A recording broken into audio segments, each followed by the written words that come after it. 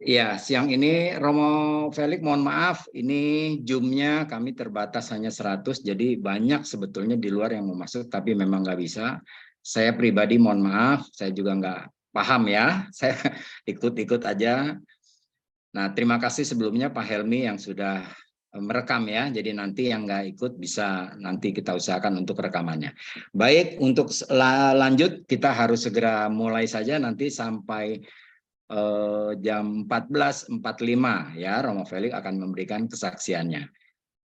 Teman-teman semua, Romo, doa pembuka saya bisa minta tolong bantuan dari Romo Niko Kapusin Sibolga. Silakan Romo. Saudara-saudari yang terkasih, marilah kita menyiapkan hati kita untuk berdoa. Dalam nama Bapa dan Putra dan Roh Kudus. Amin. Allah Bapa yang Maha Baik, kami bersyukur dan berterima kasih kepadamu atas kesempatan yang indah pada siang hari menjelang sore hari ini. Engkau memperkenankan kami bersatu lewat media sosial yang Engkau hadiahkan kepada kami sebagai sarana perjumpaan kami, persekutuan kami di dalam iman. Berkatilah ya Tuhan pertemuan kami, renungan kami, doa-doa kami pada hari ini.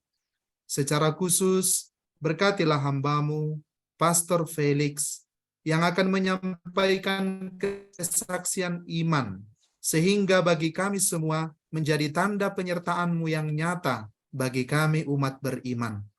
Sehingga dari kesaksian ini, iman kami semakin ditumbuhkan, dikembangkan, dan berbuah dalam hidup ini. Sehingga kami dalam keadaan apapun hidup kami tetap percaya kepada penyelenggaraan-Mu, kepada doa-doa Santa Perawan Maria, sehingga kami dalam hidup ini semakin merasakan arti dari Immanuel, Allah yang menyertai kami setiap waktu, yang tidak pernah beralih dan berpaling dari kehidupan kami. Berkati kami sore ini, kami sampaikan doa kami dengan pengantaran Kristus Tuhan kami. Amin. Dalam nama Bapa dan Putra dan Roh Kudus. Amin. Amin.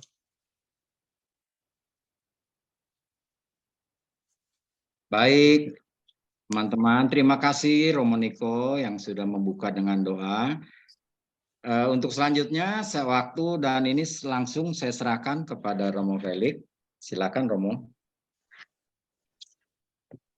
Romo Niko dan saudara-saudari yang terkasih di mana saja berada, nama saya Romo Felix Supranto SSCC, usia 57 tahun, tabisan imam 27 tahun juga. Itu. Kemudian saya di paroki KAJ Pinggiran dengan luas hampir 58 km, 14 kecamatan. Kemudian saya juga ditugas untuk lintas agama dan juga ketahanan pangan masyarakat.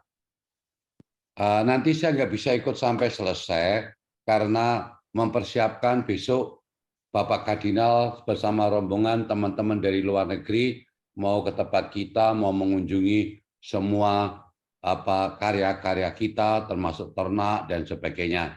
Di background ini adalah salah satu dari ketahanan pangan kita. Nah, teman-teman yang terkasih, saya hanya ingin menyampaikan satu hal.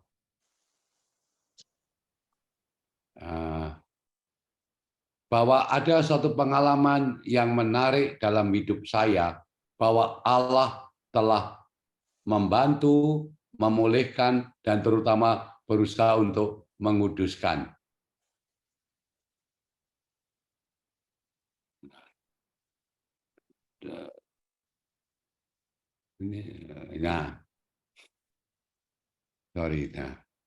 Saya pernah mengalami apa yang namanya sakit,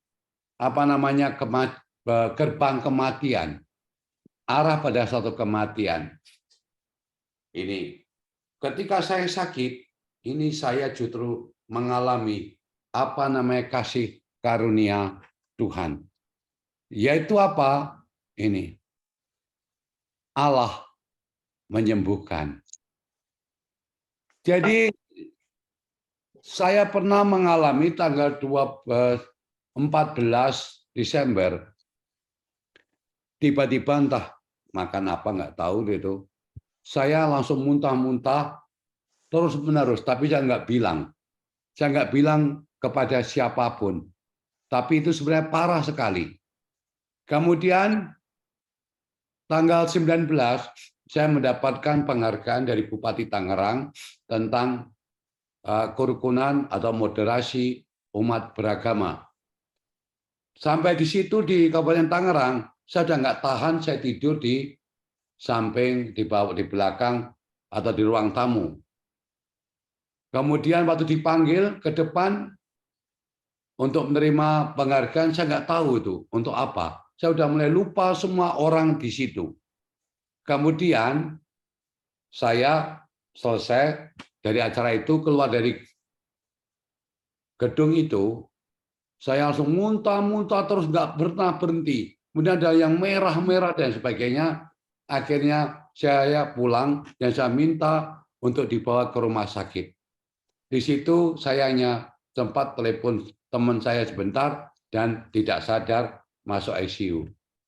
Dan akhirnya saya dipindahkan, waktu itu mau di ICU, tapi kalau dibilang mau endoskopi dulu, udah di ruang operasi saya. Nah, 50% itu hidup, 50% mati. Kalau kesenggol sedikit, salah alat itu ya benaran meninggal. Ini kata dokter dan kata romo-romo yang nunggu saya. Saya nggak sadar, dipindah ke sebuah rumah sakit dan Tuhan tunjukkan itu luar biasa, tunjukkan rumah sakit yang baik, tunjukkan kepada semua orang untuk membawa kemana, kemudian dokter yang baik. Di situ saya dirawat oleh dokter yang menangani saya sejak saya masih muda. Nah, apa yang terjadi? Di situ ada gula saya itu 60. Gula saya 60. Gula darah saya. Nah, kemudian karena itu elektrolitnya itu rendah sekali sehingga otak membengkak. Katanya tinggal 1 jam saja saya sudah lewat.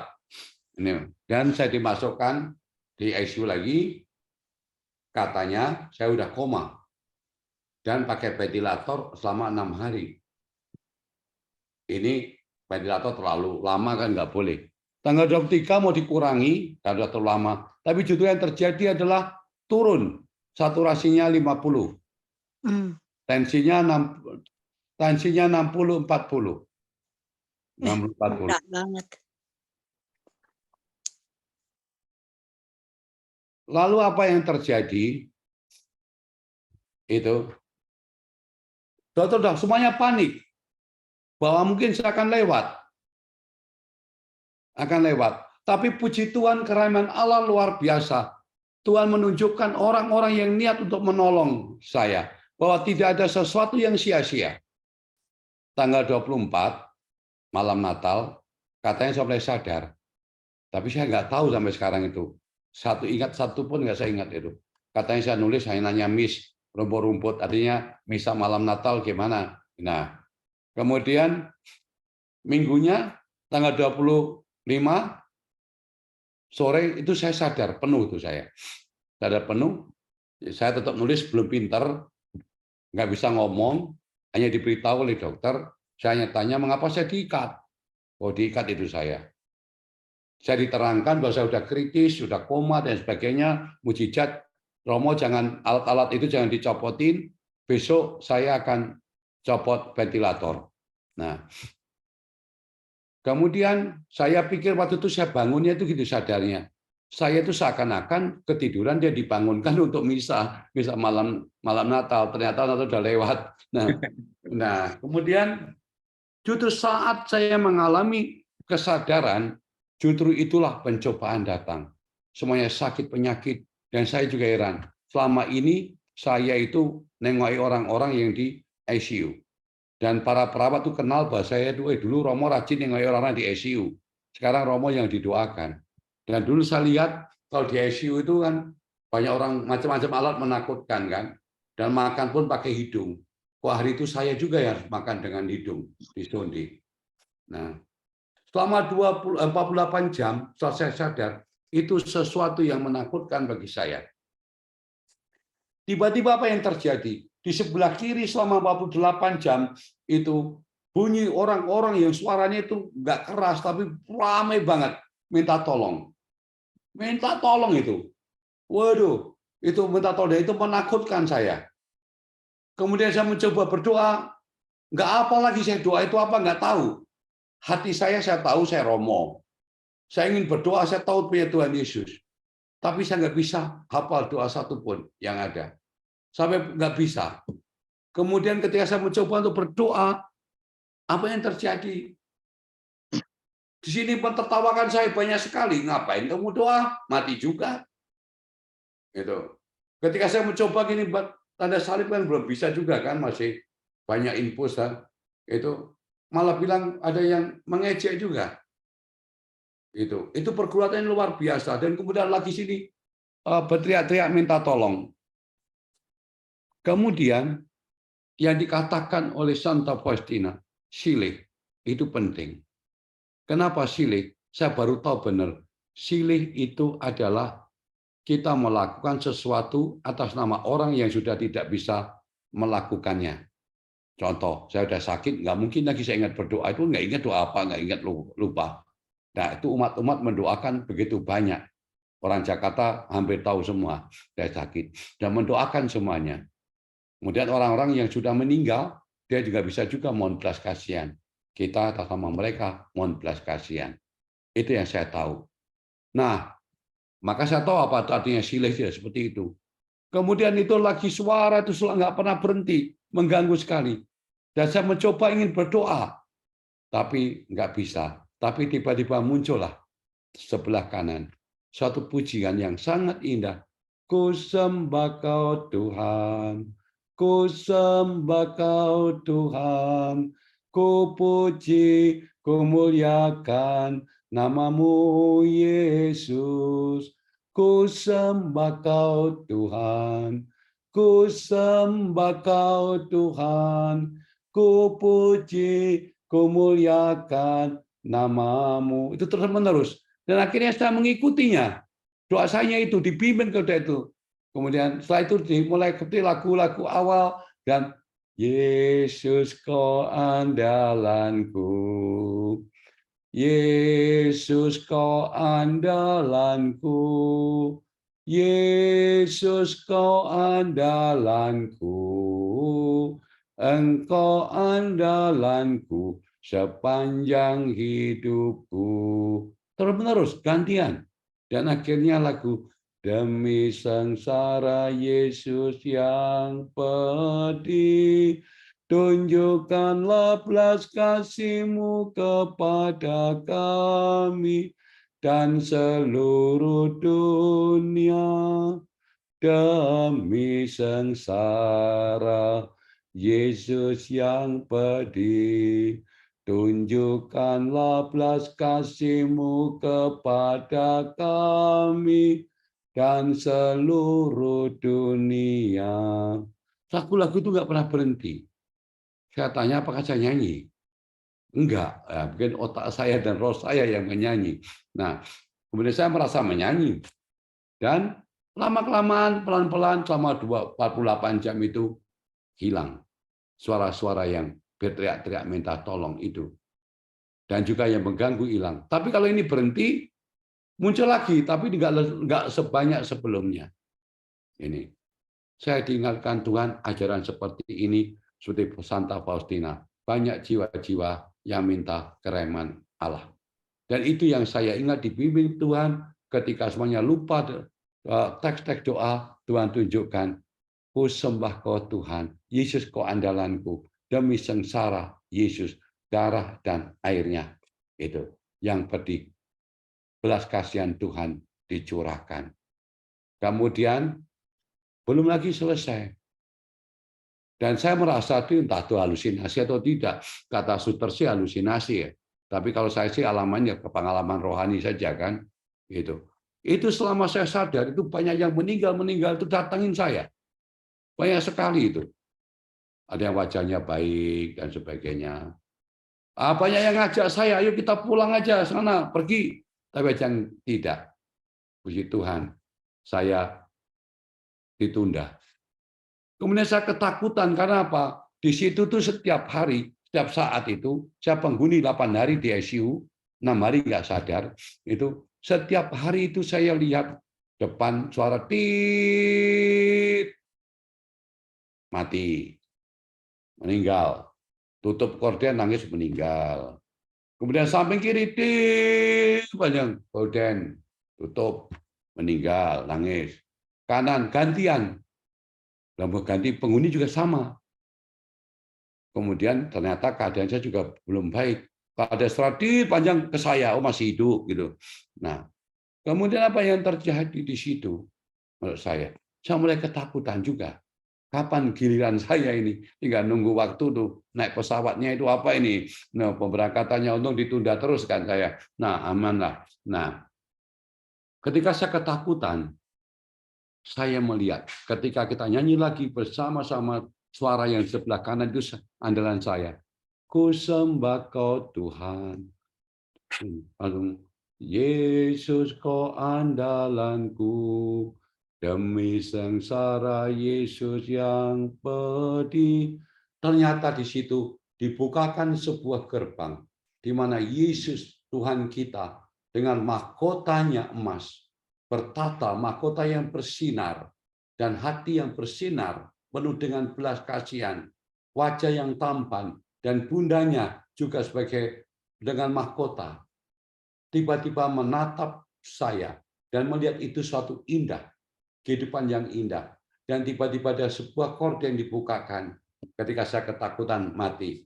Yohanes 11, itu ayat 4. Penyakit ini tidak akan membawa pada kematian, tapi akan menyatakan kemuliaan Allah. Melalui penyakit ini, anak Allah dimuliakan. Lalu apa yang terjadi? Saya merasa percaya, demi darah dan air Yesus, saya ini akan disembuhkan untuk menyatakan kemuliaan Allah. Di dalam Dia ada belas kasihan, di dalam Dia ada kuasa, di dalam Dia ada cinta. Ditunjukkan betul ketika saya belum sadar 100% karena otak saya bengkak. Nah, saya ada bakteri yang resisten terhadap antibiotik. Dokternya luar biasa dipilihkan Tuhan yang buat menolong saya pada kesembuhan. Di sebelah saya, tiba-tiba saya kaget. Loh, ini kok banyak orang suter-suter pada naik di ranjang dan tangannya begini. Tapi sebelah saya adalah ada seorang ibu yang berhenti jantungnya. Dan saya minta pada perawat dan dokter, boleh nggak saya doakan? Kemudian mereka bilang, Romo halusinasi. Yang saudaranya tahu, itu Romo Felix. Akhirnya diizinkan, saya doakan, beri perminyakan cuci secara darurat. Saya dengar kemarin ibu itu meninggal. Ya, inilah satu kesaksian untuk menyampaikan kerahiman Allah, kemuliaan Allah. Kemudian saya karena takutlah di situ, di ICU itu paling menakutkan. Nah, kemudian saya minta ya dispensasi untuk pindah ke yang biasa. Pindah ke biasa, saya juga belum sadar masih parah waktu. Ya masih parah. Baru akhir-akhir tanggal 31, tanggal 1 lah. Setelah tahun baru itu mulailah agak enak sedikit kan. Gitu. Dan di situ saya masih latihan cara makan, latihan cara jalan, cara ngangkat sesuatu, itu masih latihan fisioterapi. Tapi mungkin Tuhan gunakan saya fisioterapi, keluar dari kamar sebentar, belok ke kanan, dan saya membaptis seorang ibu yang teman seangkatan di ICU. Dia keluar lebih duluan. Sekarang puji Tuhan dia sehat. Ini yang saya sampaikan pada Anda dan saya, bahwa kerahiman Allah itu nyata. Tuhan itu Maha Rahim, tapi memerlukan juga hati, tangan, budi Anda. Maka kita perlu silih. Artinya apa? Banyak orang-orang tak berdaya untuk mohon belas kasihan, mohon cinta, bahkan pengampunan. Maka melalui doa kita mohon atas nama mereka. Teman-teman yang terkasih dalam Tuhan, ini tadi. Nah, mengapa Tuhan memberikan pemulihan kepada saya? Tadi katakan, untuk menceritakan karya indah Allah dalam hidup kita dan kepada sesama. Untuk menceritakan karya indah Allah, untuk menceritakan karya kerahiman Allah kepada dunia ini. Ini yang saya percayai. Karena itu 2 Korintus ayat 9 sampai dengan 8 jelas sekali. Dan Allah sanggup melimpahkan segala kasih karunia kepada kamu, supaya kamu senantiasa berkecukupan di dalam segala sesuatu, dan malah berkelebihan dalam berbagai kebajikan. Jadi Allah menyembuhkan saya. Tuhan punya maksud supaya saya juga punya banyak hal untuk disampaikan pada orang lain, khususnya untuk melakukan kebajikan. Ini sudah bengkak-bengkak semua itu. Dengan sakit saya sadar saya mengalami kerahiman Allah yang luar biasa. Yaitu pertama diberkati dengan kesembuhan tadi. Tapi untuk apa? Untuk menceritakan kerahiman Tuhan kepada banyak orang atau pada bangsa-bangsa. Pendek kata, Allah itu baik, Allah itu kasih, Allah itu Maha Rahim. Senantiasa ingin memberi kerahiman. Memberi cinta bagi orang ini yang mau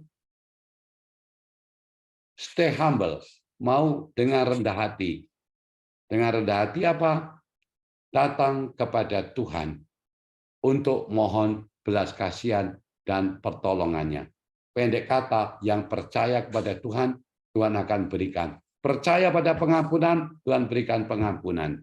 Percayakan belas kasih Tuhan, Dia akan berikan belas kasih-Nya. Percaya akan pertolongan Tuhan, Dia akan tolong kita. Karena Dia adalah Allah yang Maha Kasih. Ini seperti di Kana. Bunda Maria itu luar biasa. Itu kan juga menyampaikan pada kerahiman Allah. Dia tidak membiarkan anaknya sengsara. Maka dia katakan, ini semuanya kehabisan anggur, ini kehabisan cinta, ini kehabisan kerahiman. Dan dia katakan, apa yang dilakukan oleh Yesus, lakukanlah apa yang terjadi mujizat. Ini. Pendek kata, Bunda Maria adalah Bunda kerahiman juga. Artinya Bunda Yesus yang penuh dengan kerahiman. Dia adalah ibu gereja, tidak akan membiarkan kita jatuh tergeletak. Dia peduli dengan kita. Lalu apa yang saya lakukan?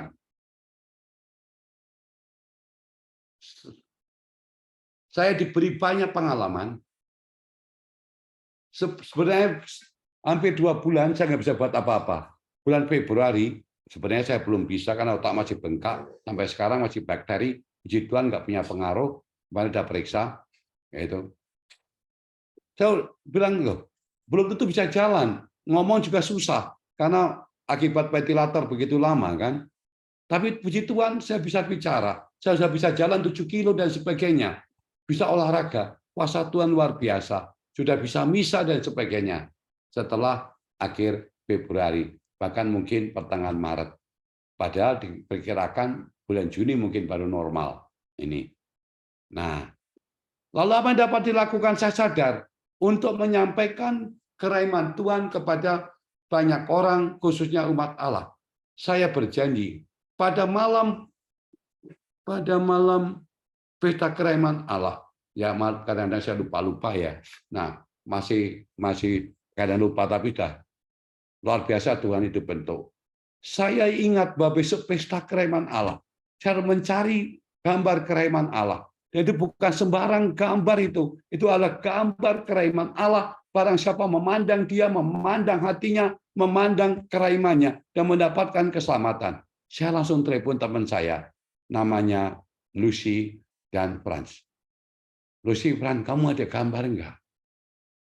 Oh, saya dari Polandia, Romo. Saya sudah berdoa, siapa tahu ada gereja yang membutuhkan itu. Wah, saya senang sekali. Akhirnya saya diberikan gambar itu pada pesta kerahiman Allah. Apa yang terjadi? Saya buat perarakan, Dan saya sudah janji sama Tuhan, saya tahtakan gambar kereman ilahi ini di altar. Bukan di sudut mana-mana, tapi di altar. Karena apa? Karena apa? Karena kereman ilahi itu selalu berjalan dengan namanya lilin Paskah, cahaya Paskah. Saya baru ingat benar ketika Kristus cahaya dunia, syukur kepada Allah. Apa yang dilakukan, saudaraku? Kita membagikan lilin-lilin itu. Demikian juga, setiap kita yang menerima kereman ilahi, bahwa kereman ilahi bukan lagi deposi. Saya heran juga orang bilang deposi komunitas kereman ilahi. Boleh. Bagi saya deposi kereman ilahi lebih daripada deposi. Itu jadi pesta gereja. Setiap minggu kedua Paskah itu adalah pesta gereja. Semua merayakan, bukan deposi lagi. Kereman ilahi itu pesta gereja. Pesta keselamatan. Anda dan saya diselamatkan. Ini.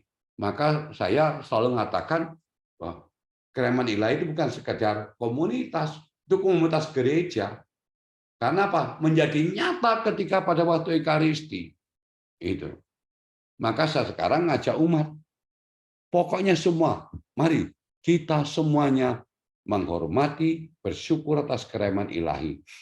Nah, jadi bukan sekedar lagi deposi loh. Ini sudah ajaran gereja.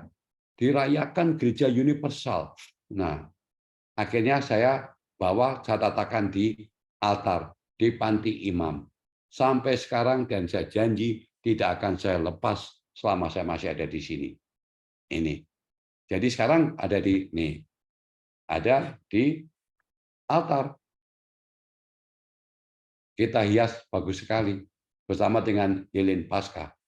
Gitu. Dan saya minta semua umat mulai sekarang pelan-pelan untuk mentahtakan juga kereman ilahi di rumah.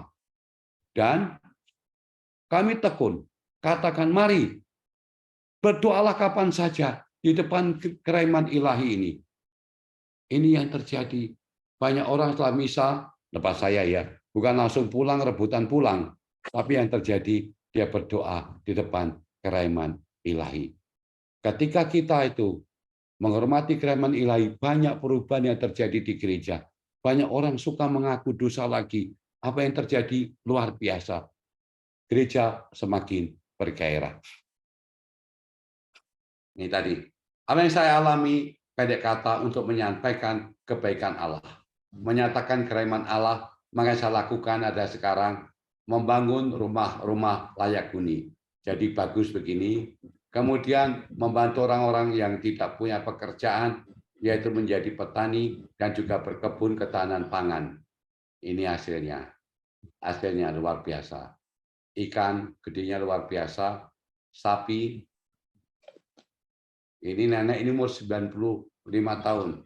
Itu masih sehat. Dan ini juga baru selesai, yaitu membuat sarana air bersih. Pendek kata, saya diizinkan Tuhan mengalami sakit penyakit dan kerahiman Tuhan. Selain melakukan kebajikan, semuanya itu satu. Tujuannya satu, supaya saya hidup di dalam kekudusan. Supaya saya dibentuk oleh Tuhan dalam kekudusan. Terima kasih, Tuhan memberkati kita. Amin. Terima kasih Romo Felix yang sudah berbagi. Walaupun dadakan ya Romo, saya nelponnya ya. Dan saya lupa bahwa saya persiapan untuk kardinal. Iya, tapi ya tetap matching walaupun Romo hari ini juga sangat sibuk luar biasa. Baik teman-teman semua. Tanya juga lah satu dua tanya silakan. Oh ya, silakan teman-teman yang mau mungkin bertanya sejauh apa yang tadi Romo Felix ini kan, silakan mungkin 1-2 pertanyaan langsung dibuka saja, mic-nya langsung saja. Berkah dalam Romo Felix. Monggo. Waktu di Santa Clara, Bogor, Romo gemuk.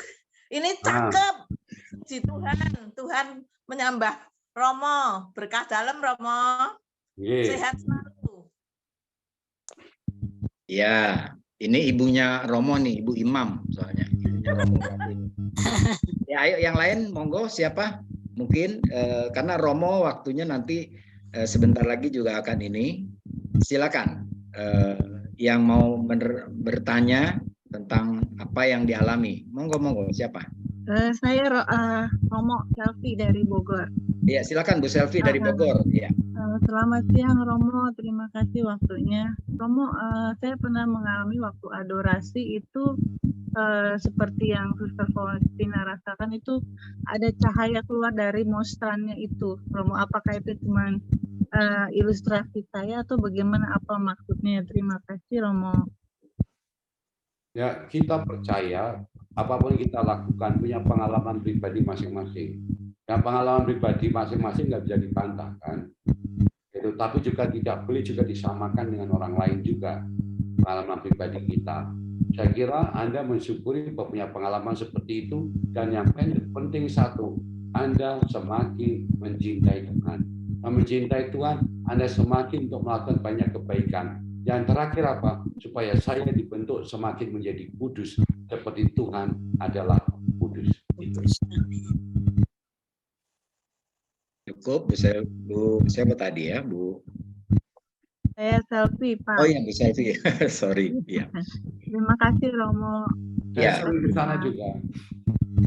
Ya, saya ada yang saya sangat-sangat setuju dengan tadi Romo Felix katakan bahwa kita tidak melihat sisi komunitasnya. Ini jauh-jauh lebih tinggi tentang kerahiman. Artinya sudah mencakup keseluruhan, dan apalagi tadi Romo juga bilang sudah artinya sudah secara pesta gereja. Ya, inilah tugas-tugas kita yang mencintai kerahiman untuk bersama-sama lah, seperti yang tadi Romo Felix katakan. Seperti itu ya Romo ya. Ya. Tidak terkotak-kotak oleh komunitas gitu. Ya. Ada lagi yang mau Bu Pak Helmi, ada mau di siapa? Silakan. Ajo, saya boleh nanya? Silakan, Mauren. Silakan. Ya. Shalom Romo Felix. Shalom. Selamat sore. Ini Romo saya Pak Jo, Romo yang luar biasa. Amin. Ya. Saya dari masih muda kenal sama Romo Felix sampai sekarang sudah nikah. Nikah pun diberkati sama Romo Felix. Anakmu berapa, Rin?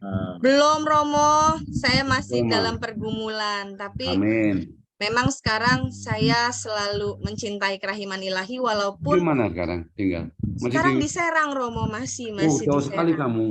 Iya. Suaminya polisi. Iya, polisi ya.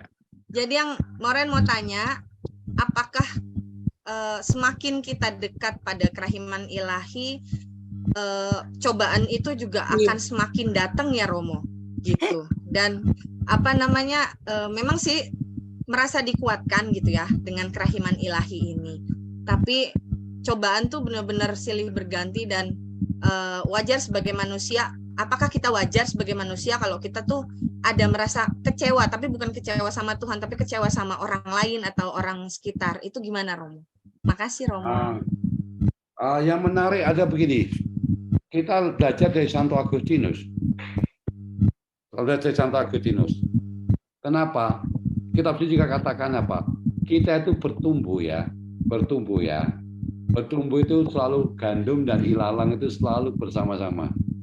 Gitu loh. Dan mengapa Tuhan nggak nyabut aja? Ya kecabut kan semuanya kecabut kan. Tapi mana nanti pada akhirnya kita tahu mana itu gandum, mana ilalang. Ingat kita kan itu Santo Agustinus seperti itu. Tuhan izinkan tidak berarti Tuhan itu membunuh lah. Tuhan pasti punya waktu. Tuhan itu bukan penyiksa tapi penghibur. Di tengah-tengah banyak pergumulan, Tuhan itu membentuk kita untuk mengenal kebaikan Tuhan, sarana kekuatannya. Selalu pasti ketika kita bergaul, bertumbuh baik, selalu ada godaan, ada cobaan-cobaan. Tetapi kalau kita tetap jalan on the track, kita lari, pada saatnya kita mendapatkan mahkota kehidupan ini. Saya yakin 100% itu. Nah, hidup ini di mana saja kan selalu ada saja ya. Udah jalan bener, naik mobil, ya ada nyerempet aja dari belakang. Itu. Udah berhenti pelan-pelan, ada jarak, ada yang mundur lagi nabrak. Nah, tapi satu hal, ketika kita ini satu hal, kita tuh tidak semua orang sanggup menderita. Kita sanggup menderita dalam iman, itu adalah pilihan Allah. Kenapa? Para rasul, orang tertentu kan yang menderita. Yesus itu menderita karena cinta. Dan saya katakan, kadang-kadang karena kita mencintai, banyak menderita. Saya katakan, kita melakukan apapun yang kita lakukan yang baik, belum tentu kita mendapatkan pujian, tapi lebih banyak mendapatkan kritikan dan salib. Tapi ingat satu hal ini, saya masih agak lupa loh, makanya ingatnya satu. Yakobus 1:12 yang mengatakan apa? Bagus sekali. Berbahagialah kamu mereka yang bertahan dalam pencobaan. Ketika ia tahan uji, ia akan mendapatkan mahkota kehidupan. Dulu ada bendara paroki saya, itu saya pindah sini, dia di depan Gua Maria. Kemudian kamu kenal lah ya, bendara paroki kita kenal kan? Kemana enggak tahu kan? Saya bilang sama dia gini, kamu senikah berapa? Oh sudah 42 tahun, Romo, belum diberi anak.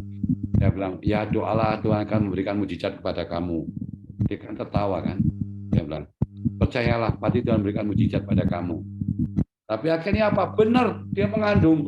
Umur 43 tahun mengandung punya anak. Ingat di Matthew. Nah, kuasa Tuhan luar biasa itu.